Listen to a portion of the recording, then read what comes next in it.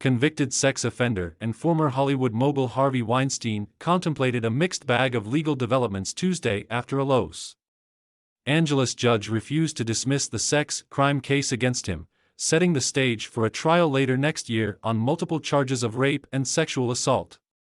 "We're disappointed," said Mark Worksman, Weinstein's criminal lawyer in Los Angeles, following a 2-hour hearing before Judge Lisa Lynch. After some additions and subtractions, Weinstein is facing nearly a dozen charges, including 4 counts of rape and 7 other sexual assault counts. Meanwhile, Rose McGowan's civil suit, one of dozens of civil suits filed against Weinstein by his many accusers, was thrown out by a federal judge in Los Angeles after the actress and activist fired her attorneys and failed to meet a court-ordered deadline to file documents. McGowan was one of Weinstein's first and most vocal accusers, helping ignite the Me Too movement.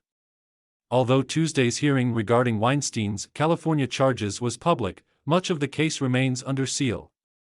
According to Variety and Rolling Stone, topics that came up at the hearing included references to Weinstein's medical records and whether the grand jury indictment was improperly influenced by the prosecution's reliance on an expert on rape trauma syndrome.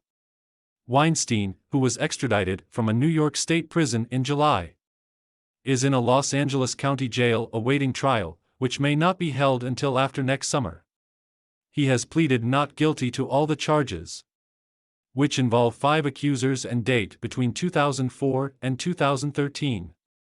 The judge set 2 future hearings in the case, including one on May 4 to discuss potential testimony by witnesses whose allegations of uncharged crimes by the fallen movie producer are intended by prosecutors to show evidence of an alleged pattern of prior bad acts.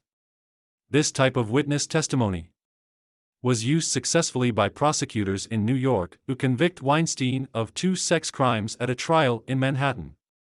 In February 2020, he was sentenced to 23 years in prison and began serving his sentence at the Wendy Correctional Facility near Buffalo in March 2020. Aside from the criminal case, Weinstein also faces multiple civil suits filed by various accusers in various courts. Soon after media exposes first detailed the Weinstein allegations in October 2019, McGowan filed a lawsuit in federal court in California against Weinstein, 2 of his high-profile former lawyers, David Boies and Lisa Bloom and their firms, and Black Cube, the London-based private intelligence firm staffed by ex-Israeli Mossad agents.